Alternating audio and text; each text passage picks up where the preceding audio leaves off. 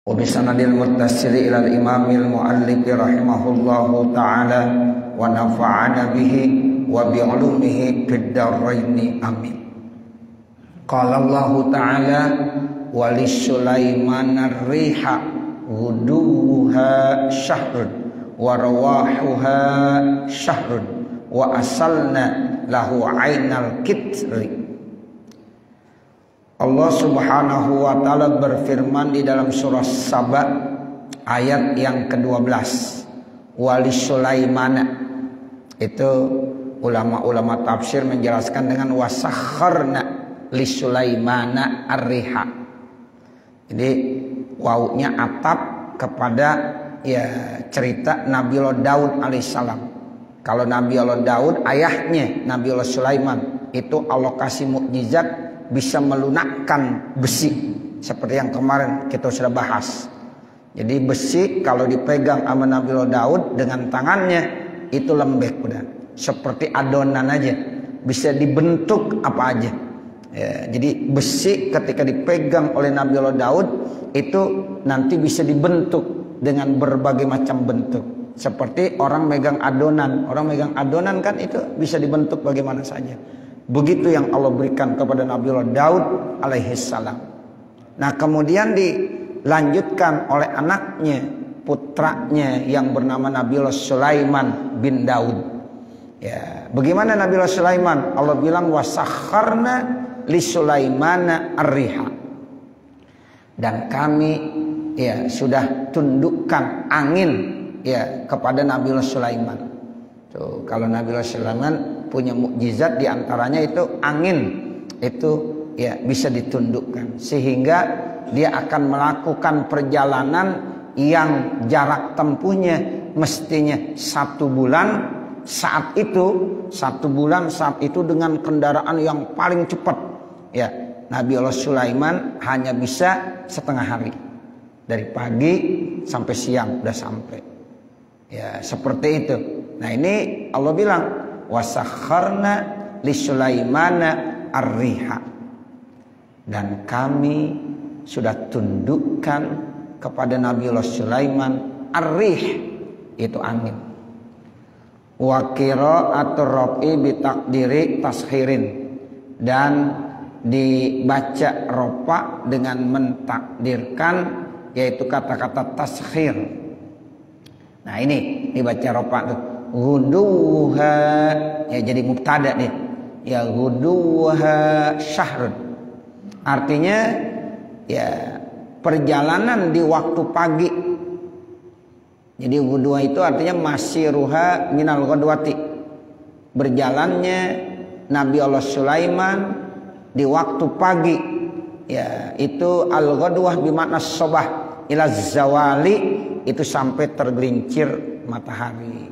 Jadi di dalam satu riwayat itu dijelaskan Nabiullah Sulaiman berangkat itu dari kawasan yang memakan waktu 1 bulan, tapi itu bisa ditempuh dengan jarak hanya setengah hari. Itu seperti itu. Jadi di dalam satu riwayat dari Sayyidina Hasan itu Nabi Allah Sulaiman katanya berangkat dari kota Damaskus sampai ke kawasan Istakhor. Itu Damaskus ke Istakhor itu mestinya kalau dilakukan dengan perjalanan dengan kendaraan yang sangat kencang yaitu kuda saat itu itu memakan waktu 1 bulan. Tapi Nabiullah Sulaiman tuh pagi hari berangkat dari kota Damaskus itu qailulah. Nabi Sulaiman tidur siangnya udah di Istakhor. Tuh qailulah itu artinya tidur sebelum zuhur. Itu namanya qailulah. Misalnya nih bapak saudara tidur jam 11. Ntar jam setengah 12 bangun pas zuhur. Nah itu namanya tidur dari jam 11 sampai waktu menjelang zuhur, namanya qailulah. Itu tidur siang. Ini kadang-kadang kalau kita tidur siangnya ntar habis zuhur jam 1, jam setengah 2 ya sampai menjelang asar. Tapi sebenarnya yang dikatakan qailulah ya itu sebelum zuhur. Jam 11 dia tidur, kemudian dibangun ya sekitar jam setengah 12 atau mungkin ya menjelang zuhur jam 11.40 menit, 45 menit. Nah itu namanya qailulah. Jadi Nabi Allah Sulaiman tuh Bapak Saudara, ya pagi hari diberangkat dari kota Damaskus, ya qailulahnya itu udah di Istokhor. Padahal jaraknya saat itu ditempuh sesuai dengan waktu yang wajar, dan itu pun dengan kendaraan yang sangat cepat. Ya, menurut kondisi saat itu memakan waktu 1 bulan. Nah itu.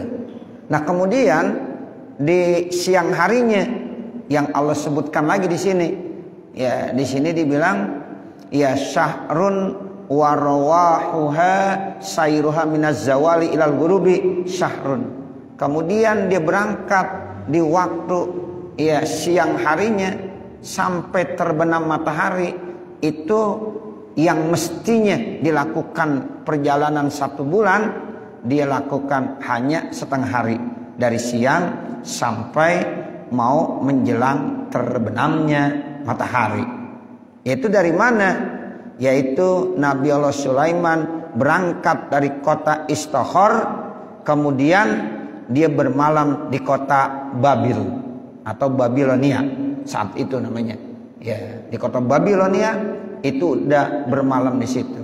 Mestinya itu jarak harus 1 bulan ditempuh dengan kendaraan yang cepat menurut ya saat itu. Ya, nah inilah namanya Allah kasih kemampuan sehingga Nabi Sulaiman bisa menundukkan angin.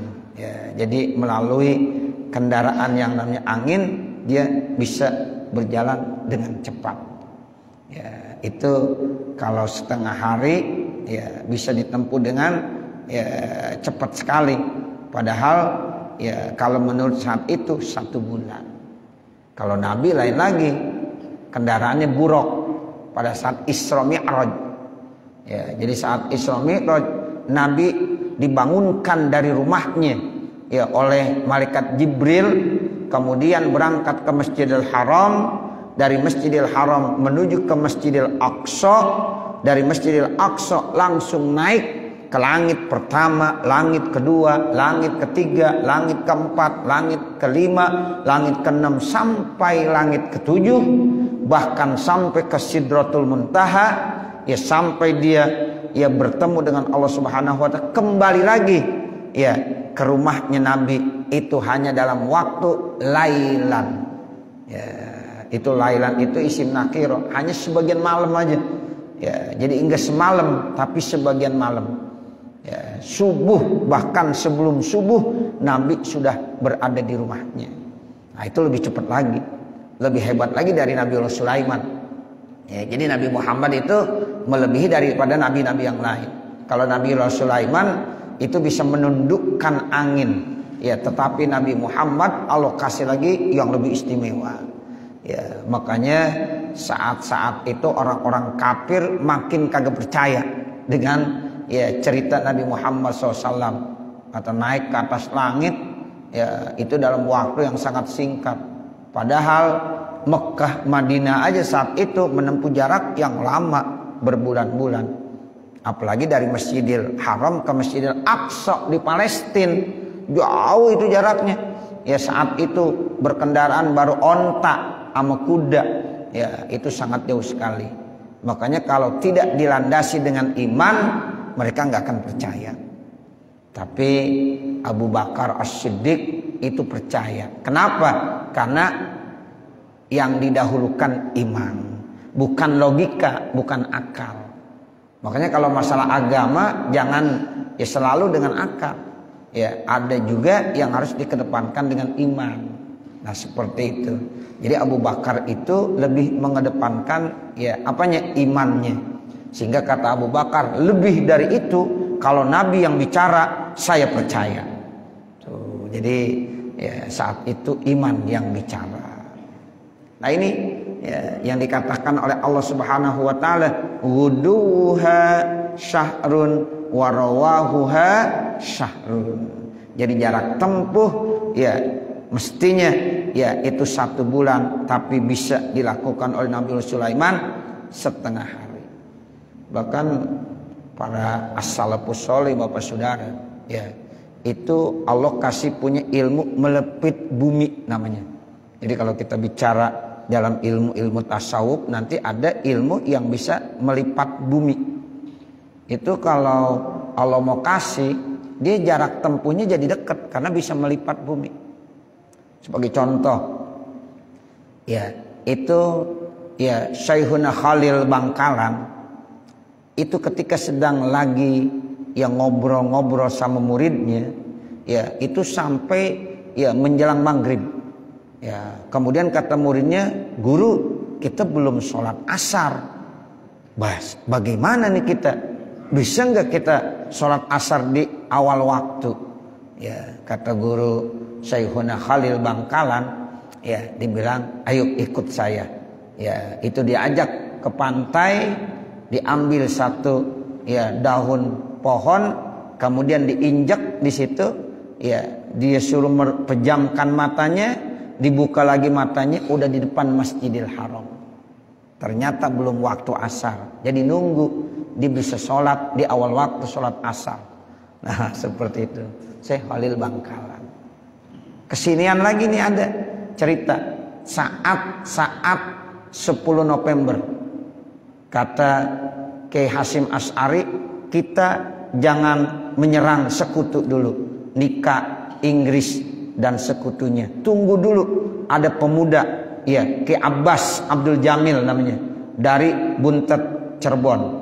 Tunggu dulu ya, jangan kita menyerang dulu ya. Jadi ada anak muda namanya Kiai Abbas bin Kaji Abdul Jamil.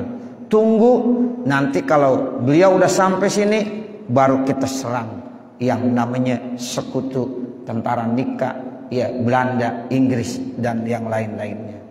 Ternyata itu Syekh ya Abbas ya bin Haji Abdul Jamil ya, beliau ke Surabaya itu hanya pakai bakyak ya, ditaruh di rel kereta api tuh yang dekat kawasan Buntet, dipejamkan matanya, dibuka lagi udah sampai ya Surabaya.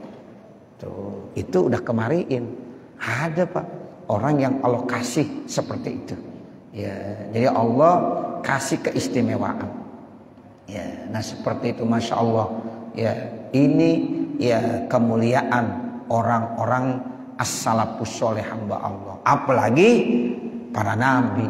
Nah, seperti itu. Kalau jarak Cirebon Surabaya saat itu kan lama Pak. Itu menempuh jarak yang cukup lama. Tapi ya Kiai Abbas saat itu bisa ya, namanya itu ilmu melipat bumi. Nah seperti itu ya. Nah ini yang dikatakan syahrun wa rawahuha syahrun. Jadi berjalan yang mestinya jaraknya 1 bulan bisa ditempuh lebih dekat lagi ya. Ai masiratuhu, yaitu jaraknya yang 1 bulan. Wa asalna azabna lahu ainal kitri, dan kami alirkan ya kepadanya cairan-cairan tembaga ya. Al-kitr artinya an-nuhasi ya, tembaga ya. Fa ajraitu salasata ayyamin bilayalihinna, maka saya alirkan 3 hari 3 malam, kajaril ma'i, seperti ngalirnya air.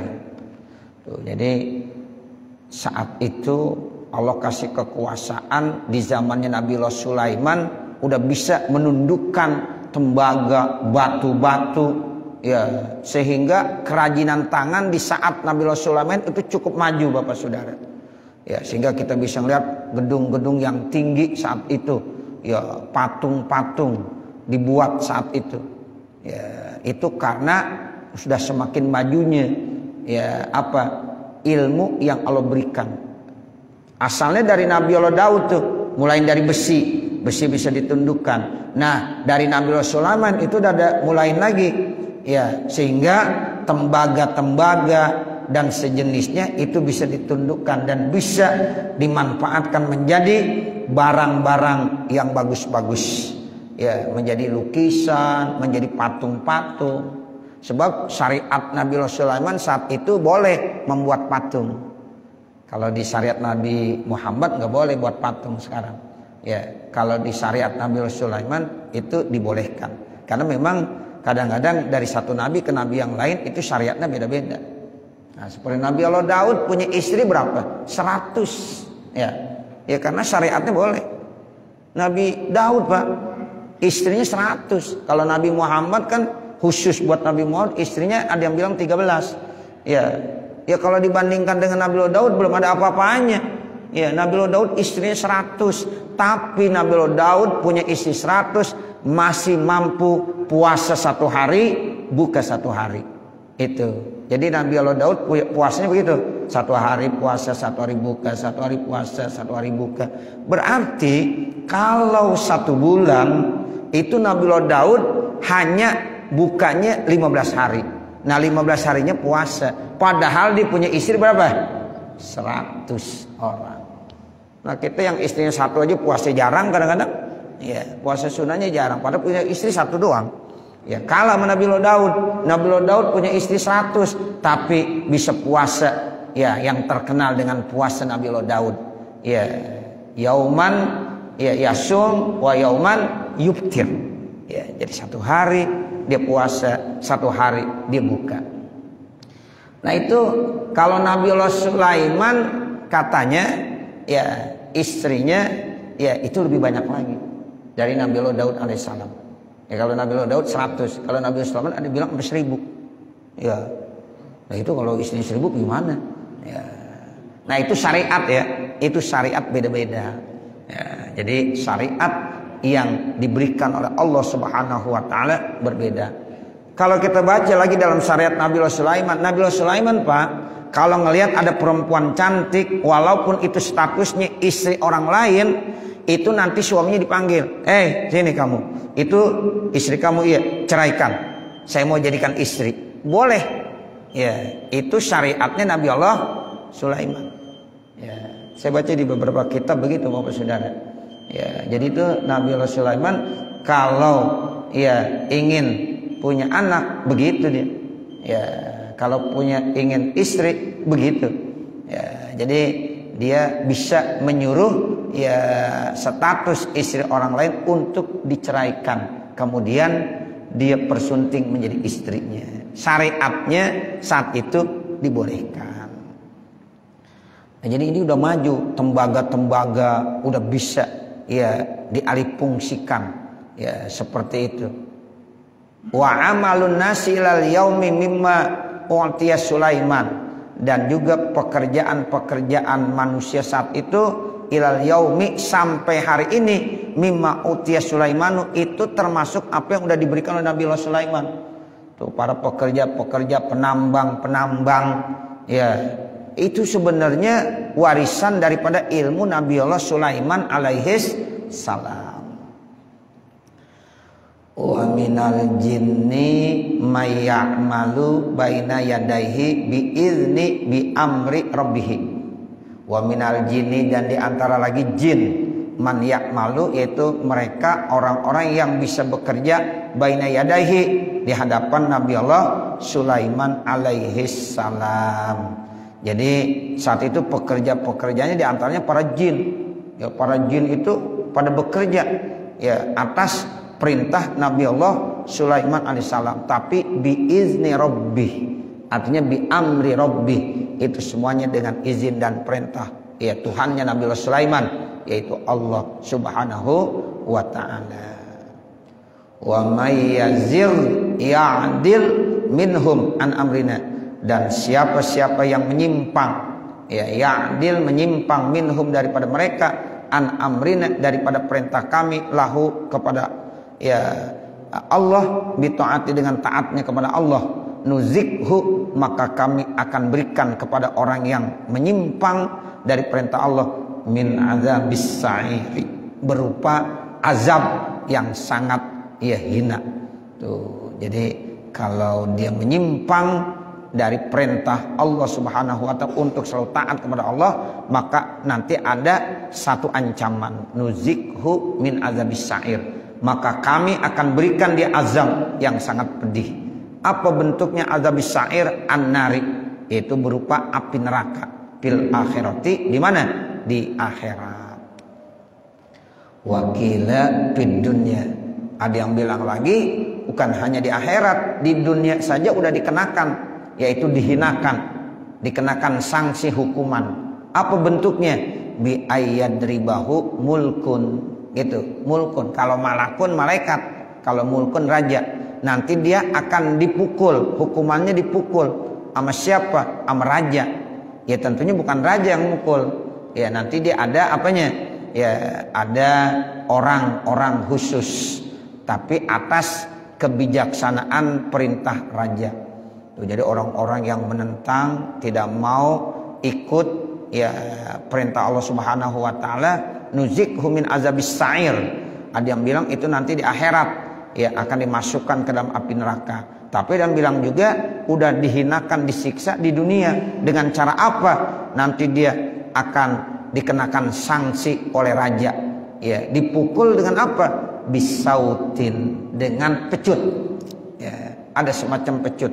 Ya, itu sebagai takzir, sebagai hukumannya karena dia tidak taat perintah Allah Subhanahu wa taala. Minha, daripadanya, dorbatan, akan satu pukulan tuharrikuhu, yang bisa membakarnya. Yang namanya pukulan pecutan itu 1 kali 2 kali itu kan bisa panas sehingga umpamakan akan membakar tubuhnya. Ya'maluna lahu ma yasha'u mimma hariba wa tamasila. Nah ini semuanya bentuknya isim ghairu munsharif nih. Min mahariba, ya mahariba, ya mafa'ila, watamasila. Nah ini isim ghairu munsharif, rofa'nya dengan dhamma, nasabnya dengan fathah, jarnya dengan fathah. Tuh isim ghairu munsharif. Jadi ya'maluna, mereka bekerja, lahu, untuk Nabiullah Sulaiman atas perintah Allah, ma yasha'u, apa yang ia kehendaki. Di antaranya ngapain mereka bekerja tuh atas perintah Nabiullah Sulaiman, baik manusia maupun jin saat itu? Min mahariba, membuat gedung-gedung yang tinggi. Tuh, mahariba itu artinya apa? Abniyatin murtafiatin. Tuh, karena ini mahariba ya dia majrur, alamat jarnya dengan fathah karena dia isim ghairu munsharif, sehingga ditafsirkannya dengan abniyatin murtafiatin lagi. Murtafiatin naat daripada abniyah. Jadi artinya mahariba itu abniyatin murtafiatin, bangunan-bangunan yang tinggi. Tuh, jadi pada zaman Nabiullah Sulaiman, manusia bekerja sama dengan para jin itu udah mampu membuat gedung-gedung tinggi. Itu atas perintah Nabiullah Sulaiman alaihissalam, dan itu juga atas perintah Allah. Ya, jadi mereka pada buat bangunan-bangunan, gedung-gedung yang tinggi. Berarti udah maju tuh kebudayaan saat itu. Ya, sehingga orang-orang sekarang melakukan bangunan-bangunan tuh, membangun bangunan itu sebenarnya melanjutkan yang pernah dilakukan oleh Nabiullah Sulaiman saat itu.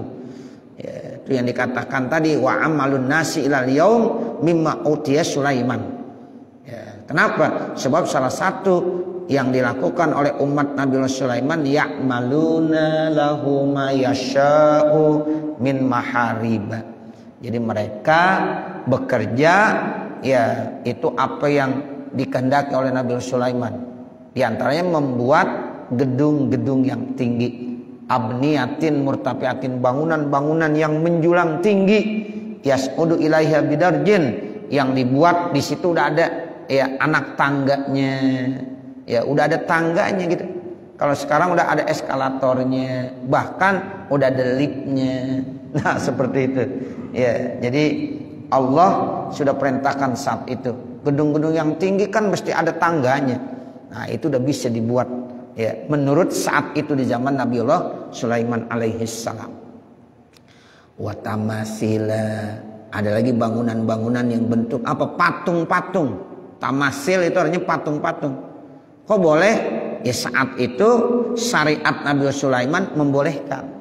Jadi kalau ada yang nanya, kok di zaman Nabi Sulaiman boleh buat patung, iya, syariat Nabi Sulaiman tidak mengharamkan. Kalau di kita nggak boleh Bapak sekarang syariat Nabi Muhammad buat patung, nggak boleh. Ya, apalagi orang-orang yang benar-benar supinya tinggi, ya, itu gambar-gambar binatang saja yang memang memiliki ruh, dia nggak berani, ya, untuk menggambarnya. Di rumahnya tuh dia nggak berani tuh naruh-naruh gambar yang memang seperti, ya, itu mesti ada ruhnya. Sebab di dalam salah satu hadis nanti ada yang menceritakan, ya, dia nanti siksaannya disuruh apa? Ya, membuatkan ruh buat, ya, makhluk tersebut yang digambarkannya. Ya, nggak mampu kita memberikan ruh. Nah, seperti itu. Jadi banyak orang-orang yang memang begitu. Makanya dulu masih saya ingat orang tua saya, ya, waktu beli, ya, tempat tidur tuh kebetulan ada gambar burungnya tuh, ada gambar burung. Nah, itu disuruh apa? Disuruh, ya, pangkas itu gambar burungnya. Kenapa? Karena itu burung benar-benar mirip. Nah, seperti itu. Sehingga jangan, kalau bisa, ya. Nah, seperti itu. Tapi kalau di zaman Nabi Sulaiman beda lagi syariatnya, tamasil, boleh membuat patung-patung seperti itu. Ya, jadi memang tergantung, ya, syariat di zamannya saat itu. Nah, itu tamasil itu jam'u timsal. Ya, jadi tamasil bentuk jamak, mufradnya timsal. Wa huwa kullu syai'in masalatu bi syai'in. Tiap-tiap sesuatu yang memang ada bentuknya dengan sesuatu. Jadi dibuat ini ada bentuknya seperti ini, dibuat ini ada bentuknya, digambar, ya, mirip banget seperti, ya, gambarnya ini, gambarnya ini. Nah, begitu. Aisuwarun, bentuk-bentuk gambar min nuhasin, yang saat itu udah dibuat dari tembaga, wazujajin, dari kaca, waruhamin, termasuk bentuk-bentuk dari tanah liat, walam yakun, dan tidak ada ittikhazus suwari, menjadikan gambar-gambar itu haraman, diharamkan fi syariatihi, dalam syariatnya Nabi Allah Sulaiman alaihi salam. Jadi saat itu bentuk-bentuk gambar-gambar tadi, ya, apakah dibuat dari tembaga, dari kaca, dari tembikar, dari tanah liat. Nah, pembuatan gambar-gambar itu tidak haram menurut syariat Nabi Allah Sulaiman alaihi salam. Wajipanin, ada lagi jipan, ya, semacam mangkok-mangkok, jam'u japanah. Japnah itu artinya mangkok-mangkok yang besar. Kal jawabi, seperti, ya, kolam, ya, itu kan kolam untuk pemandian, seperti mangkok dibuatnya. Jadi dari zaman Nabi Sulaiman dulu udah ada tuh yang namanya kolam renang. Nah, begitu. Di zaman Nabi Sulaiman udah dibuat seperti itu. Ya, seperti mangkok besar, kolam renang. Jawab tuh, jam'u jabiyah, wa hiya haudun kabirun, telaga yang besar. Kalau kata kita sekarang kolam renang, pemandian, ya, kan banyak sekarang. Ternyata itu di zaman Nabi Sulaiman udah ada Bapak Saudara. Dulu udah dibuat seperti itu. Ya, jadi maju tuh di zaman Nabi Sulaiman. Tuh, makanya Nabi Sulaiman itu adalah sosok nabi yang Allah berikan kekayaan. Jadi di samping dia jadi nabi, diberikan kekayaan dan kekuasaan. Semuanya ada pada diri Nabi Allah Sulaiman alaihissalam. Ya, jadi jawab itu artinya haudun kabirun, telaga yang besar, kolam renang. Ya, kalau sekarang, ya, jatami'u alal jabnati, ya, di mana pada kumpul, ya, orang banyak di situ bisa, ya, mandi berbarengan di situ. Ya, kolam renang lah kalau sekarang. Ya, mungkin bisa 100 orang muat, bahkan lebih dari itu. Ya, itu, ya, dibilang di sini sampai alfu rajulin, 1000 orang Bapak Saudara. Kalau dibuat kolam renang yang menampung isinya 1000 orang pada zaman Nabi Sulaiman, kan udah besar itu. Ya, jadi udah maju berarti di zaman Nabi Sulaiman itu. Ya'kuluna minha, bahkan mereka bisa makan di pinggir-pinggir kolam renang itu. Ya, ya udah seperti sekarang lah. Ya, mereka buat bengalau-bengalau, ya, seperti itu yang ada kolam renangnya. Nah ternyata di zaman Nabi Sulaiman sudah terbentuk seperti itu. Wa kudurir rasiyatin. Ada lagi kudur. Kudur itu periuk-periuk. Ya, periuk-periuk rasiyatin yang besar-besar.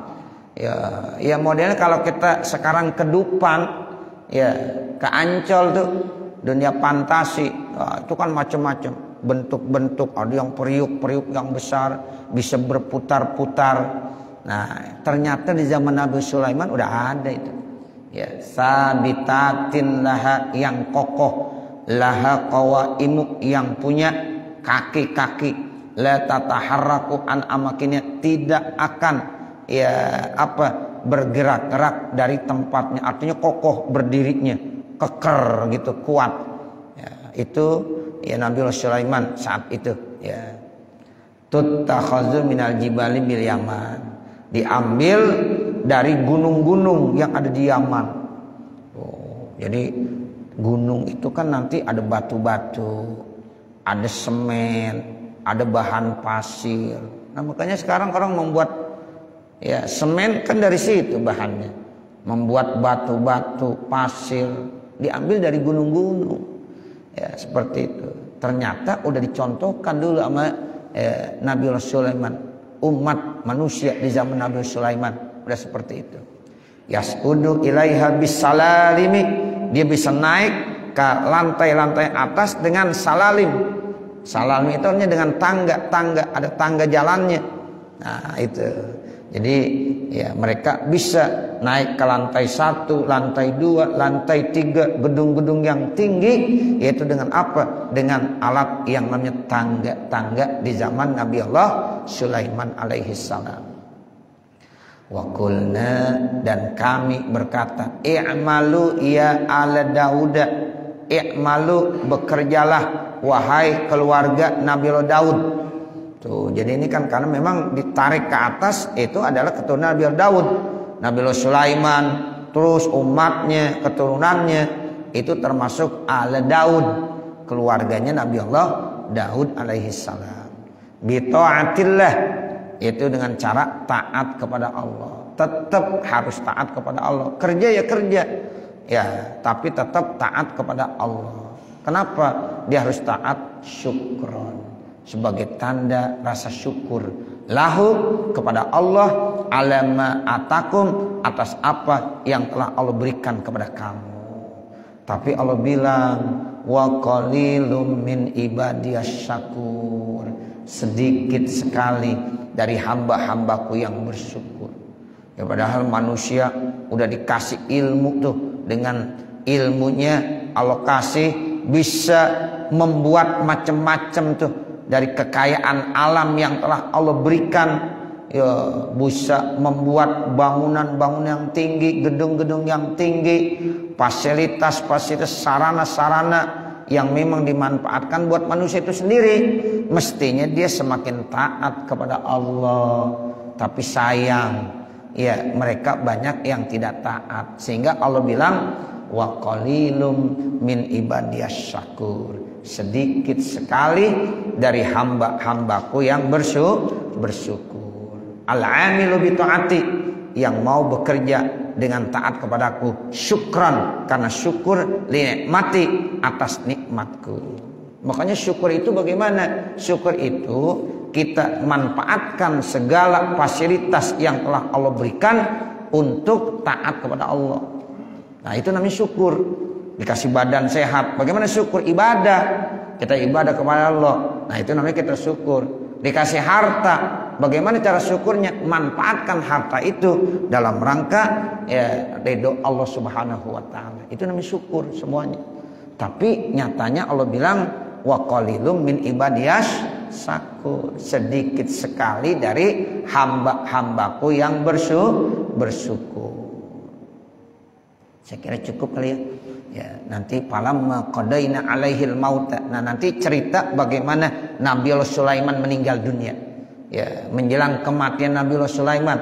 Ya, sampai-sampai enggak ada yang tahu tuh. Ya, nanti Nabi Allah Sulaiman itu mati dalam keadaan berdiri lagi ibadah kepada Allah di atas tongkatnya. Nah, nanti kita akan bahas. Nah, ini ayatnya. Falamma qadaina alaihi al mauta. dan seterusnya. Mudah-mudahan apa yang kita baca pada kesempatan malam hari ini ada manfaatnya. Amin ya rabbal alamin.